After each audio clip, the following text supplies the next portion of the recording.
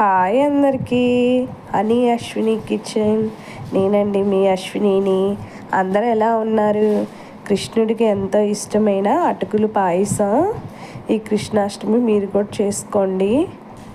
చాలా బాగా వచ్చిందండి.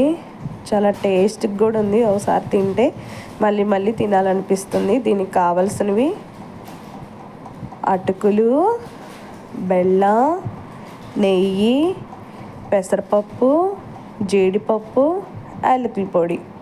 మనం అన్నీ ఈ కప్తో మెజర్మెంట్స్ తీసుకుంటామండి. పొయ్యిలకి ఇచ్చిన ఒక ప్యాన్ పెట్టుకొని 1 టేబుల్ స్పూన్ నెయ్యి వేసుకొని అవి హీట్ అయ్యాక డ్రై ఫ్రూట్స్ వేసుకుందామండి. డ్రై ఫ్రూట్స్ వేసుకున్న తర్వాత అవి తీసేసుకొని మళ్ళీ ఇంకో టేబుల్ స్పూన్ నెయ్యి వేసుకొని 3 టేబుల్ స్పూన్ పెసరపప్పు, అవి కొంచెం వేగాక 1 కప్ అటుకులు వేసుకుందాం. అటుకులు పెసరపప్పు మంచి కలర్ గోల్డెన్ కలర్లో వచ్చేలాగా వేపుకుందామండి. వేగిన తర్వాత తీసుకొని పక్కన పెట్టుకుందాం. అదే గిన్నె పొయ్యి మీద పెట్టుకొని 1 కప్పు అటుకులకి 3 కప్పులు పాలు, 1 కప్పు వాటర్. మీ దగ్గర 4 కప్పులు పాలు ఉంటే 4 పోసుకోవచ్చు. ఆ పాలని అలా కలదిప్పుతూ ఉండండి, మీగడ కట్టకుండా. అవి కాగేలోపు పొయ్యి మీద ఒక గిన్నె పెట్టుకొని 1 కప్పుకి అటుకులకి 1 కప్పు బెల్లం వేసుకొని 1/2 కప్పు వాటర్ పోసుకొని అవి బాగా కరిగేంత వరకు సిమ్లో పెట్టుకొని వెయిట్ చేసుకుందాం.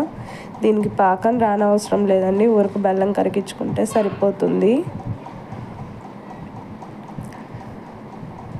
అలా కరిగించుకొని పక్కన పెట్టుకున్న తర్వాత పాలు అలా ఉడుకుతున్నప్పుడు మనం అటుకుల్ని పెసరపప్పుని వేసుకోవాలండి. వేసుకొని కలదిప్పుతూ ఉండాలి. అవి కొంచెం సేపు ఉడికించాలి బాగా. పెసరపప్పు కొంచెం మెత్తగా ఉంచేంత వరకు ఇడిగించుకొని దించుకున్న తర్వాత కొంచెం యాలకుల పొడి, టేస్ట్కి సాల్ట్,